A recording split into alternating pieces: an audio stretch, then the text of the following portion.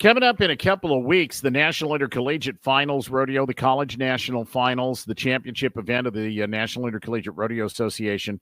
I could not be more thrilled. I'm just going to brag right up front. I get to announce the rodeo along with Corey Keith. Jim Dewey Brown is the commissioner of the NIRA. Jim Dewey, number one, thanks for the opportunity. Number two, thanks for your time. Welcome. It's nice to have you. What happens over the next couple of weeks in your life as we get ready for the CNFR? Well, my life has been really, really busy the last couple of weeks. Where I've got, CNFR coming up here pretty quick. I've also got World's Oldest Rodeo. I got a week in between. And so we'll have the Prescott Frontier Days, World's Oldest Rodeo right after it. Wow. But CNFR, yeah. So I leave next Thursday. So that'd be the 5th, and head to Casper, Wyoming. And on Monday, we're actually unloading some trucks on Saturday and Sunday. We got some new buck and shoots and some new panels from our friends at Powder River. And then Monday dirt goes into that building, and I mean it's going and blowing from there. So. Yeah. How many athletes come every year? Give me some numbers. Give me some data and some statistics on numbers of schools, raw numbers of rodeo contestants that compete in college rodeo, and how many will actually show up at the CNFR. Have you got those off the top of your head? Yeah, so I pretty close. So I have let me grab my book here. Yeah. By the way, for those that are watching this, I don't know why my hotel room looks crooked. It looks like an old Batman episode from when I was a kid in the 60s. I don't know why, but anyway, it is what it is. So there you go. So yeah, grab your book, Jim. So we're looking at right now. This has been a stellar year for membership for the NIRA. We're at 3,815 student athletes. Wow. So yeah, it was pretty awesome. I think our last year was our previous high of 3,710. So we've been growing steadily over the last 5 or 6 years. So yeah. Is it fair to say that college rodeo is kind of riding the wave that Western sports and Western entertainment seems to be on right now? I think so. You see it more in the breakaway. Everybody talks about the breakaway, and with its inclusion into the pro rodeo realm, that event has exploded. The membership and the entries all across the country are up in every region. So it's pretty cool. Yeah. And there are, I want to ask you about this, and I'll just do it right up front. I think that in college rodeo, in high school and college rodeo both, women make up a pretty good sized chunk of the membership, don't they?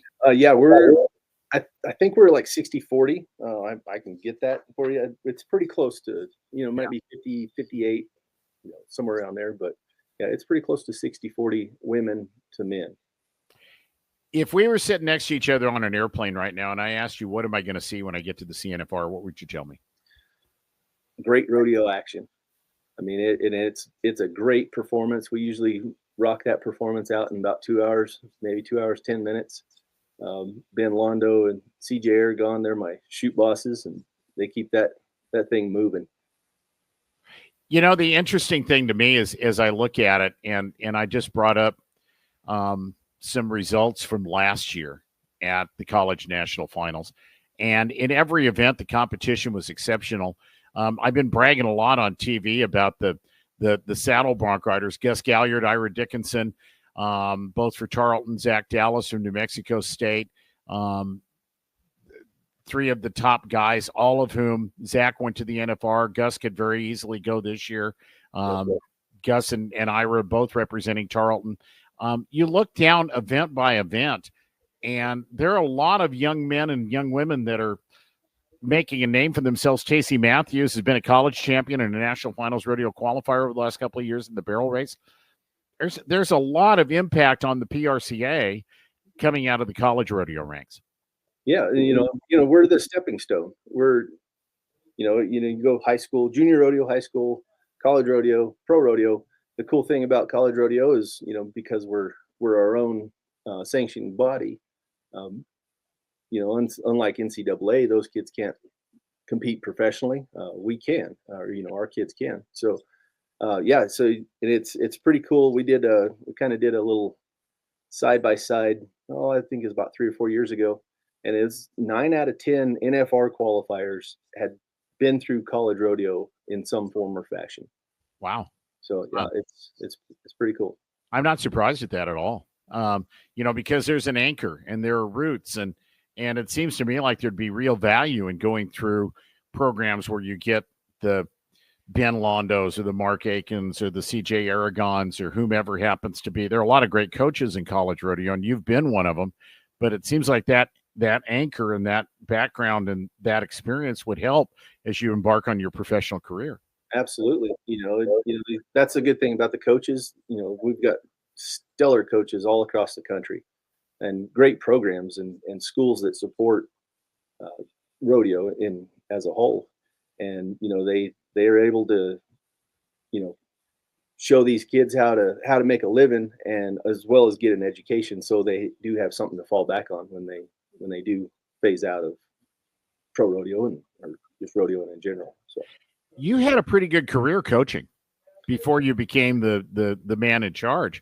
You had a long career as a rodeo coach yourself. For those who don't know or don't remember, remind me of that. So yeah, I was a rodeo coach at New Mexico State University for 13 and a half years. We did all right. I think I had. Go ahead, brag a little bit. You did better than all right. Yeah, we did all right. Yeah, I think I had 7 national champions. The team title eluded us every year, but we had some stellar, outstanding contestants show up. So, tell me about the role of the commissioner and what it is you do now. And I mean, you've got to have your fingers in every pot, from contestants to rules and regulations regarding contestants to sponsorship to rodeo production. You got to have your hands a little bit of everything, don't you? Yeah, and it's like day to day, year, throughout the year, it's more of upholding the rule book and doing what the board directs me to do, raising sponsorship dollars.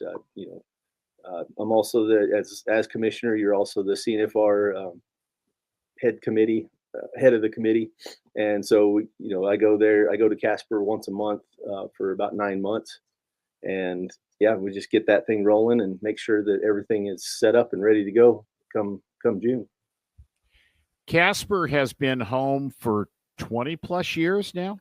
It's kind of like I in the PRCA, we talk about I got to get to Las Vegas. College rodeo, you just talk about I got to get to Casper, and that answers the questions, I think, doesn't it? Yeah, exactly. It started out, I was actually a contestant the first year I was there, 99 and 2000. 99, we were in the building that we'll be in next month, next month.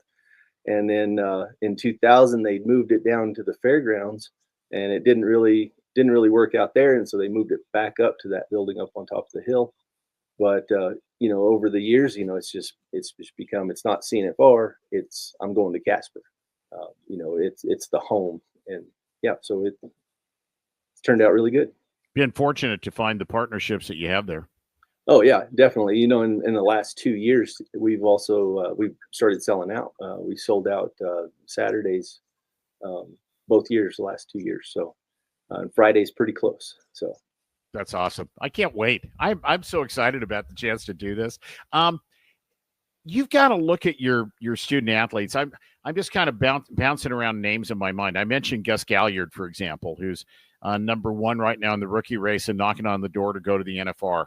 Bradley Miller is number 1 in the world standings in the bareback riding. I remember watching him win that big bareback riding and saddle bronc riding in Fallon, Nevada a couple of years ago when it was in June at the same time as the CNFR, and he was driving back and forth. Of course, his dad's one of the good college rodeo coaches we've got. I mentioned Tacey Matthews. There are dozens of names that are escaping me right now. You got to be really proud of the success those kids are having. Yeah, absolutely. And as commissioner, you kind of got to kind of put your blinders on and not really have a favorite. And so, I'm proud of all the kids. They're working hard on their degrees and working towards getting those degrees, and but they're kicking butt in the arena, and we'd like to see that. So yeah. Tell me about the role of a coach, and has it changed at all since you were coaching in New Mexico? Have they, I talked to Mark Aiken on TV the other day from Charlton State, and Charlton has an athletic training facility for its rodeo team that a lot of colleges would probably be, like to emulate if they could. Tell me about the roles of coaches and how that has evolved through the years. Well, I think it's fairly the same. It is a little more aggressive, nowadays. I would say in the last 10 years, it's gotten a little more aggressive, especially on the recruiting side. But the administrations and the universities and colleges and universities that do throw really good support, you can really see that.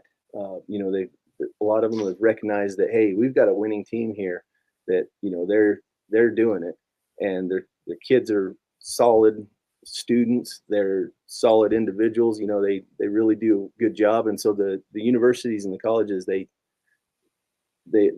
are really putting the money where their mouth is, and supporting those schools and giving them, like Tarleton's multi-million-dollar facility and training program. So yeah.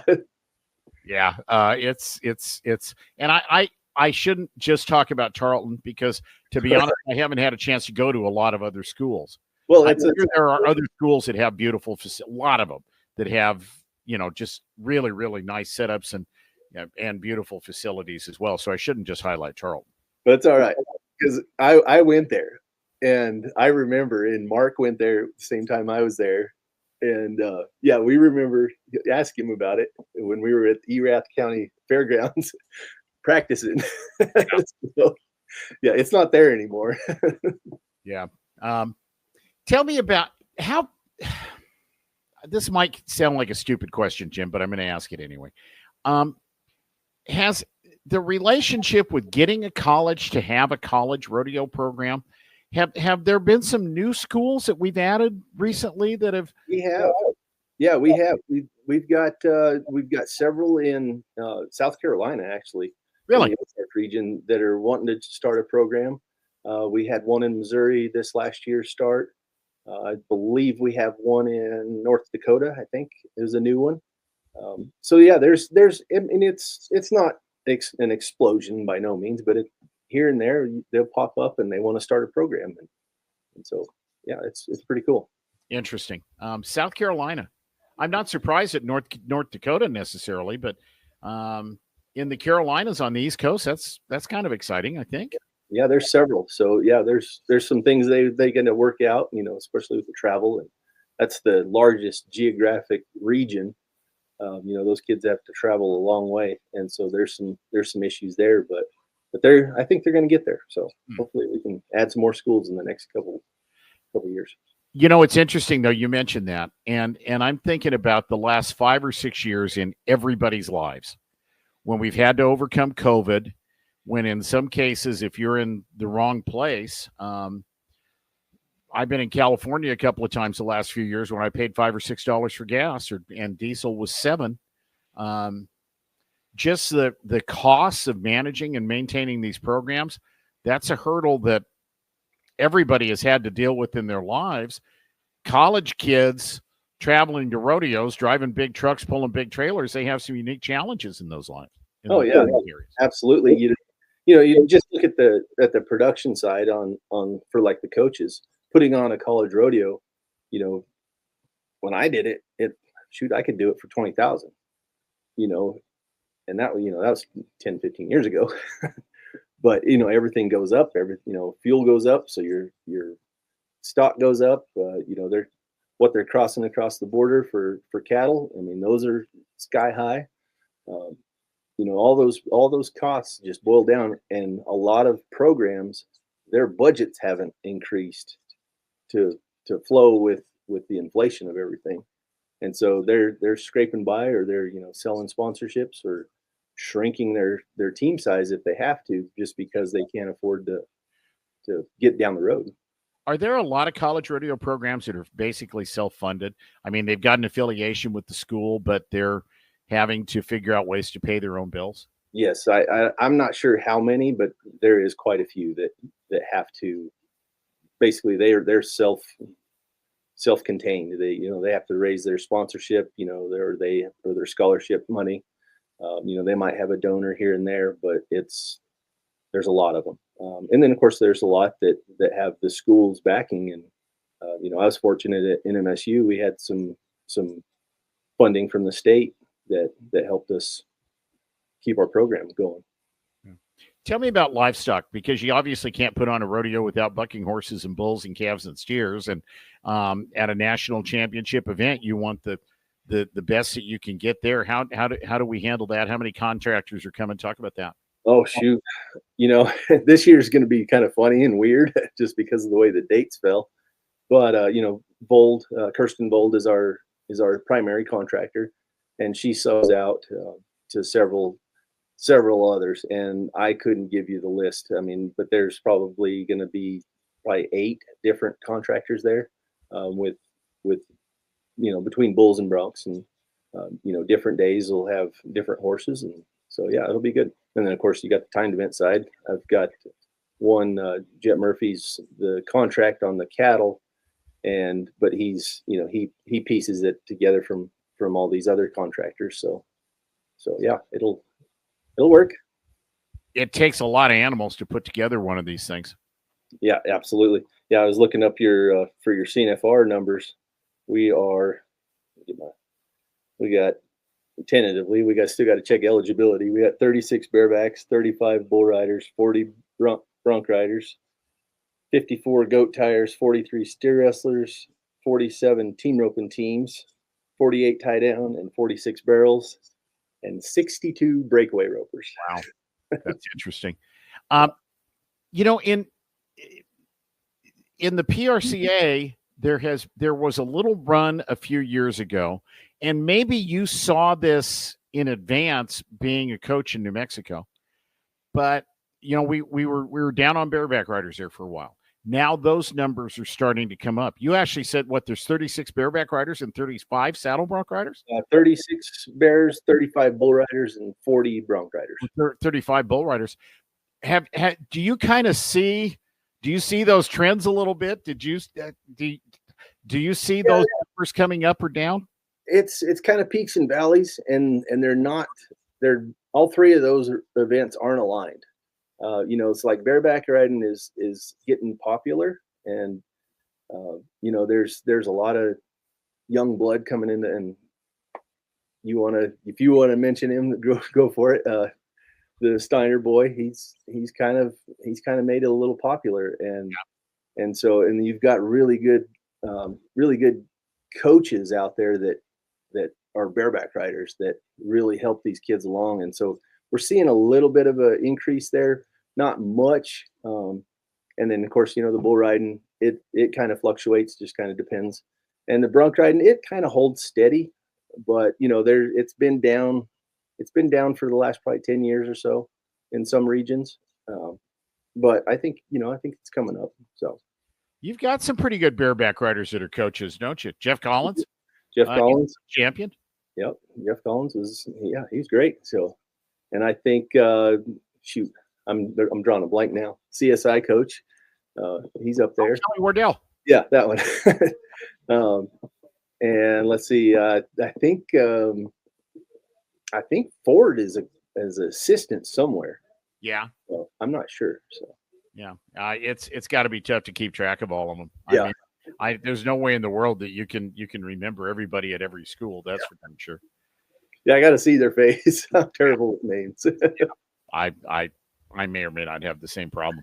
College National Finals Rodeo is June 15th through the 21st. Why does having the CNFR in Casper, Wyoming matter so much to the folks in Casper? Well, it's their premier event. You think of the economic impact, and just the event itself being there for 26 years. The community's grown to love it. It's their event. So we really look forward to going up there. And of course, the weather's always. Let me back up. The weather's nice usually. Yeah, usually. I've been there in a snowstorm. I've been there in a rainstorm. I've been in a tornado. Well, and 100-mile-an-hour wind. And God I've also bless the state of Wyoming. You can get them all in one day, can't you? all in one day. Yeah. Yeah. I've been through Wyoming and dealt with that. So I do understand. Tell me about the very first day. That Sunday is what? Bears, Bronx, Bulls, and breakaway. Is that Yep. right? You got it. 3 riding events plus breakaway roping. You got it. So yeah, we run the first round of all 4 of those in 2 separate performances. So we'll start with bareback riding, then go into the breakaway, then go to the Bronx, and then Bulls, and then breakaway, and then just kind of keep hopping around. Give everybody a chance to load, and get the kids to be able to get their equipment on. When we do that twice, so we have a 1 o'clock, and then we have a 4 o'clock, and in the halftime we have mutton busting. So the locals kids show up and get to ride a sheep for a buckle, and yeah, so it's pretty fun. Monday is Monday an all day slack day? Monday and Tuesday are slack, and so Monday we start slack at 7 a.m. and we go until about it. It's about 2:20. It's full day. So, and then we do it again on Tuesday, and so that'll be the first round of all of the other events, and then half of the second round for the ones that went on Sunday. Right. And then Tuesday will be the second round of all the other events, and then that'll be the other half of the ones that went on Sunday. And then performances start on Tuesday night, which would be the 17th of June, I think, if I'm getting right. Tuesday night is that's probably the worst day. It's a long day. So because we start that performance that night, and tell me about what college rodeo has meant to young men and women, and I don't know how you quantify this specifically, but there are a lot of kids getting an education thanks to college rodeo. There are a lot of scholarship opportunities. I know there's some special scholarships and memorial things that Susan Canode is really involved with that you hand out during the time at the CNFR, but this has opened the doors for a lot of young men and women, even if they don't go on and have a career and become a world champion bucking horse rider or rope or whatever, right, to go to school. Yeah, it's an opportunity to basically get your schooling paid for, and and get to do what you love and continue that process to go pro. And shoot, I wouldn't be where I am today without college rodeo. I owe everything to college rodeo. I wouldn't have gone to school. My dad would have had me out on the range fixing fins. So yeah, and I got a rodeo scholarship, and kind of the rest is history. So so you go straight from the CNFR to producing the world's oldest rodeo in Prescott, Arizona. Is that what I'm seeing behind you? That's what you're seeing behind me. So yeah, we start Monday on the 30th of June, and we go 8 performances. We end on Sunday, and yeah, so I've got about 5 days from when I land to when we start to really put in the final touches. I got a really good team here, so I'm able to leave for several weeks. I'm visualizing March, April, May, getting everything organized for both events, so that you really just have to, when you get to Casper, it's kind of plug and play. It can't be totally that. And then the same thing when you get back from Casper and you get ready for Prescott. Yeah, it's just going and blowing. Not really, you sleep when you're dead, right? Yeah, exactly. I had a chance to go to Prescott one time when JC Trujillo was still in your position. And years ago, the PRCA did some online television. I had a chance to go to Prescott and do the TV broadcast one year, and loved the rodeo. What a beautiful place. Man, you want to talk about being in the heart of the Old West, go to Prescott, Arizona sometime. Right. It's the world's oldest rodeo, and we've got Whiskey Row right here. That's where where the West was won, basically. And the rodeo itself, we've stuck to the traditions when it started back in 1800s, and so there's a lot of things that we still do that mirror what they did. So yeah, it's pretty cool. I'll see you on Saturday, June the 14th, when I come flying into Casper, Wyoming, and I'm looking forward to spending a week with you. And I know I speak for my friend Corey Keith too. Thank you so much for the opportunity. We'll talk a lot about the CNFR over the next couple of weeks. Oh man, we're excited to have you both. So we welcome you. Thanks, Jim. Yeah, thank you.